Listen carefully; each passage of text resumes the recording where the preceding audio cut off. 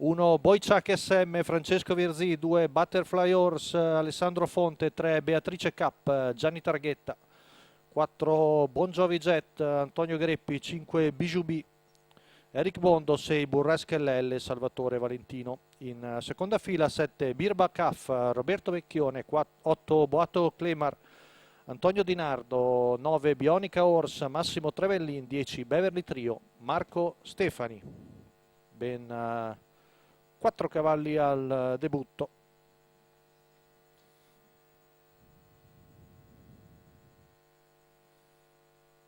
Un po' così lo schieramento. Parte piano Boyciak SM, di galoppo Bionica Horse. Veloce Bijou B con Eric Bondo che prende il comando davanti a Burrasque LL, poi Beatrice Cap davanti a Butterfly Horse.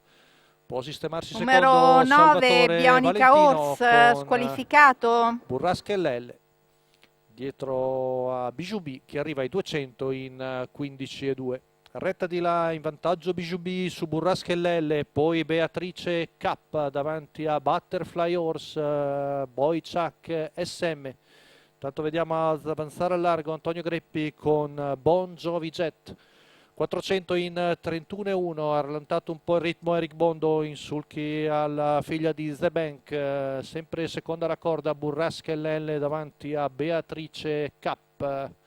Butterfly Horse, intanto vediamo che Roberto Vecchione con la debuttante Birba Caff è uscita al largo e cerca l'avanzata, intanto 47 secco i 600 metri, passaggio davanti alle tribune, prova l'avanzata Birba Caff, al largo anche Bon Jovi Jet al pari di Boato Clemar, giro in 1-2,5, 15,5 qui davanti alle tribune, sempre in vantaggio Bijou B davanti a Burrasque LL, poi Birba Caff che si trascina Bon Jovi Jet, in terza posizione sempre Beatrice Numero K. 1 Boyciak SM, La squalificato. squalifica per Boyciak SM, intanto il chilometro va via in 1,17,8. Numero Ora 10 Beverly Trio, Birba Caff squalificato. trova posto nella scia della battistrada davanti a Burrasca LL, retta di là in 15 secco, si avvantaggiano il numero 5 di Bijou B e il 7 di Birba Caff, prendono vantaggio importante, se la giocano probabilmente le due femmine, la lotta per la vittoria. L'ultima curva è passata in 15 Numero 8 in vantaggio Bijou Boato B Clemar, dietro Birba Caff, la squalificato. debuttante. Ci prova Roberto Becchione buttandosi di dentro, prova l'allungo però Bijou B che ha ancora buonissime energie